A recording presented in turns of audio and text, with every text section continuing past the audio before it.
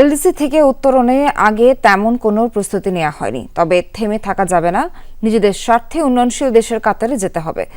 সকালে ইআরএফ আয়োজিত তুলা বিষয়ক সেমিনারে এমন মন্তব্য করেন পররাষ্ট্র উপদেষ্টা তৌহিদ হোসেন। জানান, তুলা আমদানির উৎসমুখ হতে পারে যুক্তরাষ্ট্র।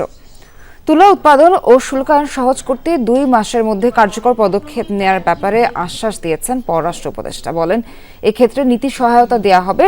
তৌহিদ হোসেন জানান, তুলা আমদানিতে শুল্ক আরোপ করছে যুক্তরাষ্ট্র, তবে বাংলাদেশের বাইরে।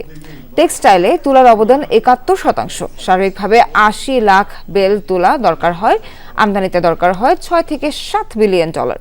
জানানো হয়, বাড়ছে তুলা উৎপাদন, তবে বাজার ব্যবস্থায় বিশৃঙ্খলার কারণে ক্ষতিগ্রস্ত হচ্ছে কৃষক। তুলাকে কৃষি পণ্য হিসেবে স্বীকৃতি দেওয়া হয়নি, এর ফলে ঋণ দিচ্ছে না ব্যাংক। 2 লাখ হেক্টর জমিতে তুলা উৎপাদন করা গেলে ঘুরে দাঁড়াবে তুলা খাত।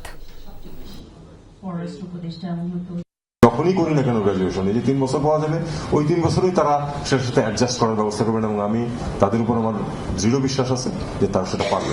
আমাদের এই যে 3 বছর সময় আমরা পাবো, যথেষ্ট ব্যবস্থা করতে পারবেন। তবে আমাদের কাজ এখন থেকে শুরু করা দরকার, কারণ ইউরোপিয়ান ইউনিয়ন বিশেষ করে আমাদেরকে স্পষ্ট তালিকা দিয়ে দিয়েছে আমাদেরকে কি করতে হবে তাদের যে জিএসপি প্লাস সুবিধা পাওয়ার জন্য।